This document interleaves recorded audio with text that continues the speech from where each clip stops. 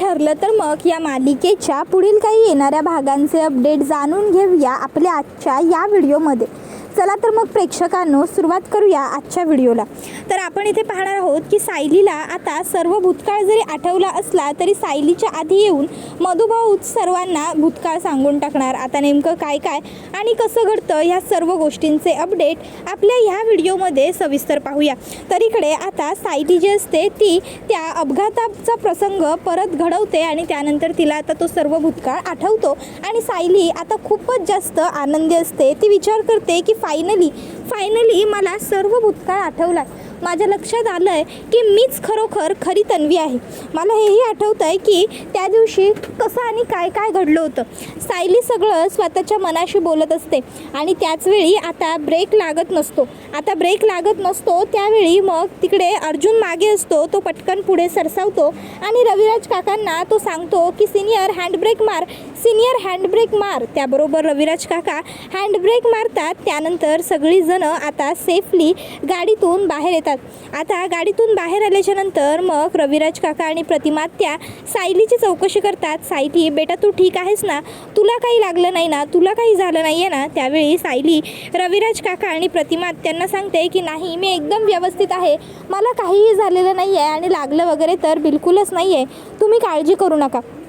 त्यानंतर अर्जुन त्या तिघांनाही म्हणतो की आपण आता घरी जाऊया, चला तुम्ही माझ्याबरोबर। आणि तो त्या तिघांना गाडीत घेऊन तिकडनं घरी येत असतो। त्यावेळी इकडे सायली आता खूप जास्त खुश असते कारण फायनली तिला आता सर्व भूतकाळ आठवलेला असतो आणि तिला आता ती तन्वी आहे हे सुद्धा क्लिअर झालेलं असतं। त्याबरोबर इकडे आता जी प्रतिमा त्या असते तिला प्रश्न पडतो की सायली तू तर आमच्याबरोबर आली होतीस आणि अर्जुन त्याच्या कामासाठी गेला होता, पण मग अर्जुन तू तिकडनं कुठून आलास आणि आम्हाला कशी मदत केलीस? तू कुठे होतास, कसा आलास, काय झालं मला काही कळलंच नाही।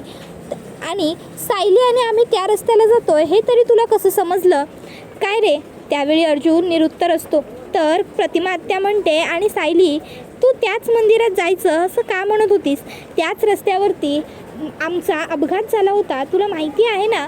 मग त्यावेळी मग आता सायली ही काही बोलणार तोपर्यंत दुसऱ्या बाजूला इकडे आता जे मधुभाऊ असतात ते कुसुमताईकडे हट्ट धरतात की कुसुम मला आत्ताच्या आत्ता साऊकडे घेऊन जा। कुसुमताई मधुभाऊंना शुद्धीवरती आलेलं बघून खुश होते। कुसुमताईला मधुभाऊ काय बोलतायत ते कळत नसतं कारण मधुभाऊ इशाऱ्यातून सांगत असतात। कुसुमताई हाका मारून सगळ्या घरातल्यांना बोलवून घेते। थोडा वेळ मधुभाऊंना शांत बसवलं जातं आणि त्यानंतर मधुभाऊ स्टेबल होतात। मग मधुभाऊ मला साऊकडे घेऊन जा असं सांगतात। कुसुमताई म्हणते की मधुभाऊ हे बघा तुम्ही आत्ताच कुठेतरी शुद्धीवरती आलाय, तुम्हाला अजून ठीकसं व्यवस्थित बरं वाटत नाही आहे, तुम्हाला आरामाची गरज आहे आणि तुम्ही मला म्हणताय कुठे की तुम्हाला सायलीकडे घेऊन जाऊ म्हणून।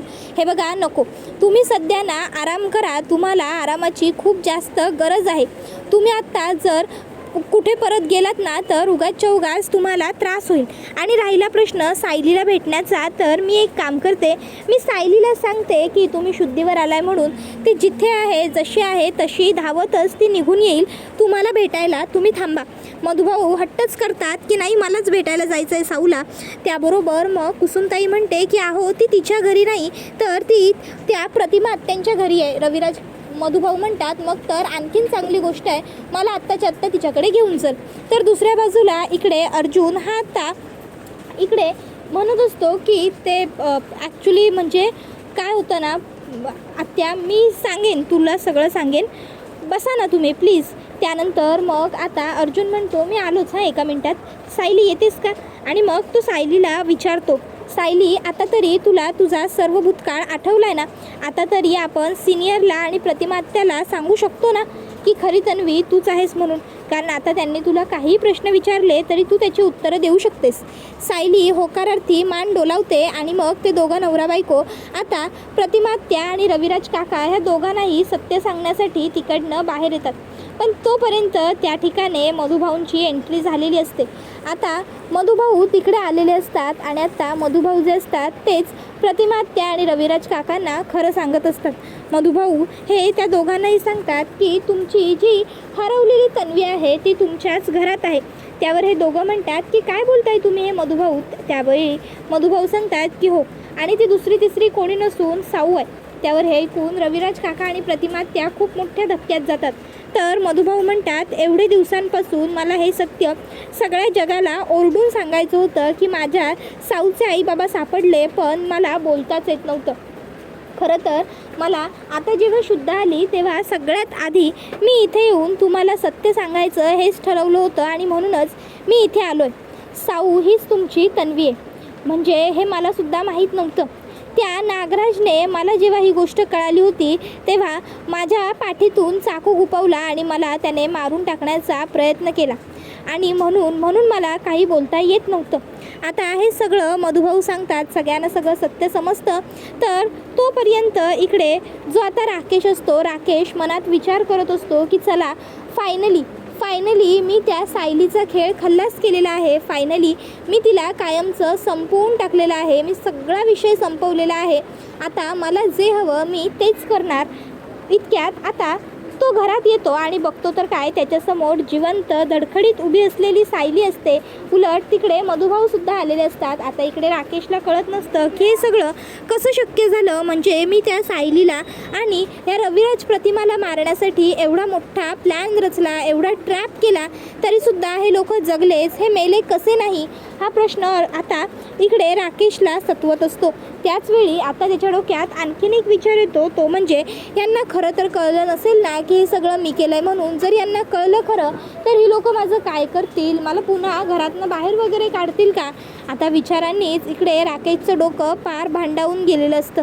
तर दुसऱ्या बाजूला इकडे जी प्रतिमा आत्या असते ती मधुभाऊंना म्हणते की मधुभाऊ तुम्ही जे बोलताय ते खरंच खरं आहे का.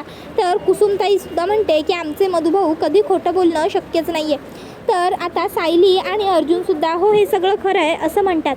त्यावर मग मात्र आता प्रतिमा आत्याला खूप मोठं आश्चर्य वाटतं. प्रतिमा आत्या म्हणते, हो हे सगळं खरं आहे असं तुम्ही दोघंजणं म्हणताय, याचा अर्थ तुम्हालाही दोघांना हे सगळं काही आधीपासूनच माहिती होतं का. सायली तुलाही माहिती होतं का, तू तन्वी आहेस ते, मग तुम्ही आम्हाला का नाही सांगितलं. सायली म्हणत असते की प्रतिमा आत्या आम्हाला सगळं कळलं होतं, पण तुम्हाला सांगण्यासाठी मलाच खात्री वाटत नव्हती. आधीच एकतर प्रियाने तुमची खूप मोठी फसवणूक केली आहे. ती तन्वी आहे या विश्वासावरच तुम्ही तिला घरात घेतलं, तेवढा जीव लावलात आणि पुन्हा जर मी सुद्धा तुम्हाला मी तन्वी आहे असं सांगितलं असतं आणि खरोखर नंतर मी तन्वी नाही आहे असं सिद्ध झालं असतं तर तुम्हाला खूप त्रास झाला असता आणि मला ते नको होतं.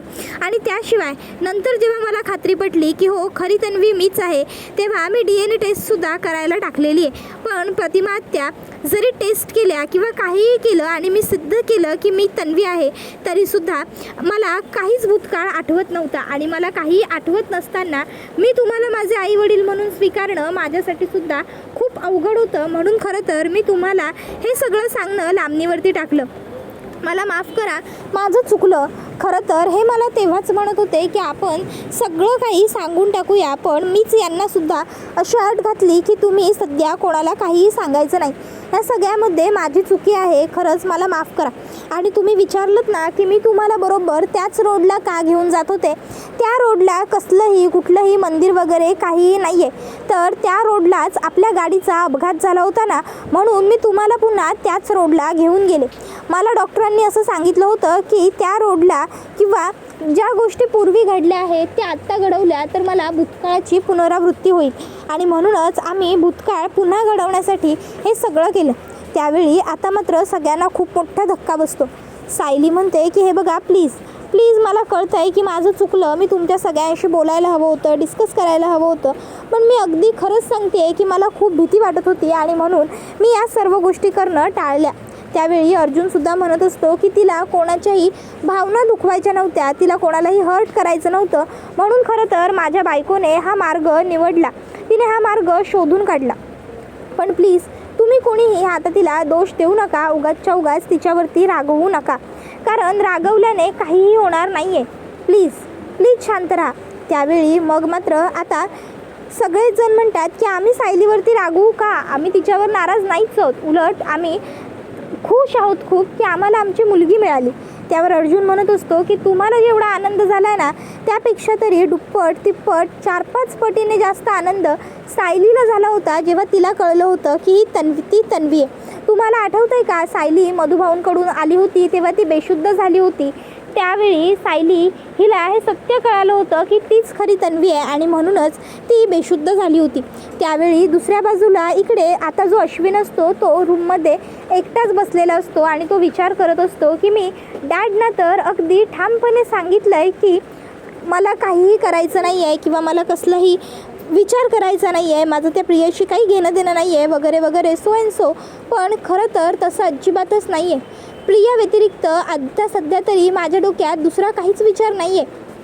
पण काहीही झालं तरी मला त्या मुलीचा अजिबात विचार करायचा नाही आहे. आणि डॅड म्हटले त्याप्रमाणे नवीन आयुष्याची सुरुवात वगैरेसुद्धा मी नाही करू शकणार आहे, कारण की माझ्या डोक्यातून त्या विचारांची घडी जातच नाही आहे. काहीही करून मला लवकरात लवकर स्वतःला सावरावं लागेल या विचारात तो असतो. तर दुसऱ्या बाजूला इकडे आता जी अस्मिता असते तिला पूर्ण आजीची काळजी वाटत असते की पूर्ण आजीला पुन्हा तन्वी असं व्हायला लागलं आहे. पूर्ण आजी पुन्हा तर सायलीला तन्वी समजून बसणार नाही ना. नाही जर तसं झालं तर बिचाऱ्या सायलीसाठी सगळंच खूप कॉम्प्लिकेटेड होईल. आत्ता कुठेतरी तिला आरामासाठी प्रतिमा आत्याकडे पाठवल्यानंतर बरं वाटत होतं, पण आता जर पुन्हा सायली तन्वी सायली ह्या सर्व गोष्टींमुळे गोंधळ झाला तर पुन्हा एकदा सायलीला खूप जास्त त्रास होईल आणि तिला खूप जास्त सफर करावं लागेल. पण नाही, यावेळी असं काही झालं तर आम्ही आधीच पूर्ण आजीला समजावणंच प्रेफर करू. सायलीच्या जीवाचे हाल व्हायला नको आहेत प्रेग्नन्सीमध्ये. तर दुसऱ्या बाजूला इकडे आता कल्पना कधी प्रताप घरी येत आहेत आणि मी कधी अश्विनबद्दल चौकशी करते याच फिरातमध्ये बसलेली असते. इतक्यात प्रताप घरी आलेला असतो. कल्पना म्हणत असते, अहो काय हो हे किती उशीर, कधीपासून मी तुमची वाट बघते. अश्विन तर केव्हाचाच घरी आला, जेवून तो त्याच्या खोलीत सुद्धा गेला. बरं ते सगळं सोडा, मला तुम्ही सांगा तुमचं अश्विन बरोबर काही बोलणं झालं आहे का? अश्विन तुम्हाला काय बोलला? म्हणजे त्याला तुम्ही विचारलं का? त्याच्या मनामध्ये त्या मुलीबद्दल काही नाही आहे ना? त्याला त्या होणाऱ्या बाळाबद्दल सुद्धा काही वाटत नाही आहे ना? हे बाळ त्याचं आहे असं तरी त्याला वाटतं आहे का? अहो बोला ना, तुम्ही असं शांत राहिलात तर मला गोष्टी कशा क्लिअर होणार आहेत? त्याबरोबर प्रताप म्हणत असतो, तू जरा दम खाशील तेव्हा तर मी बोलू शकेन ना. हे बघ, तुला जे काही वाटतं आहे ना ते सगळं चुकीचं आहे. आपल्या अश्विनला त्या मुलीबद्दल बिलकुलच काही वाटत नाही, सहानुभूती वगैरे तर नाहीच नाही. आणि त्यामुळेच अश्विनला तिच्या त्या होणाऱ्या बाळाबद्दलसुद्धा काहीच वाटत नाही. अश्विन मला म्हणत होता की त्याला कसल्याशीही काहीही घेणं देणं नाही आहे. उलट तो लवकरच या सगळ्यातून बाहेर पडण्याचा सुद्धा प्रयत्न करतो आहे. मी तर त्याला हेही सांगितलं की तू भविष्याचा विचार कर.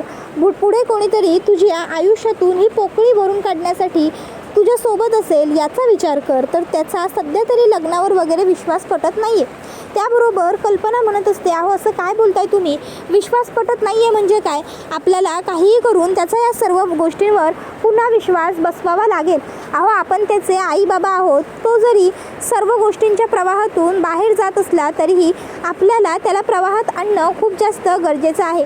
कुठल्याही परिस्थितीत आपल्याला आपण जोपर्यंत जिवंत आहोत तोपर्यंत अश्विनचं सुद्धा सगळं चांगलं करून द्यायचं आहे.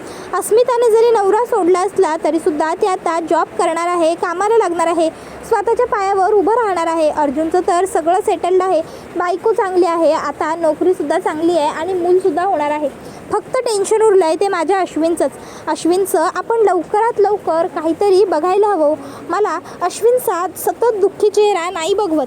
माझा मुलगा हसरा खेळता मन मोकळं करणारा आहे, मन मिळावू आहे आणि त्याच्या नशिबात हे काय आलं आहे? सतत गप्प बसतो, एकटक आड्याकडे बघतो. हे सर्व आता कुठेतरी जाऊन थांबायला हवं असं तुम्हाला नाही का वाटत? तुम्हाला वाटत नाही का की आपल्या अश्विनने आता पुन्हा एकदा गृहस्थी जीवनाचा विचार करायला हवा? हे बघा, माझ्या मुलाचं वय काही फार अजून झालेलं नाही आहे.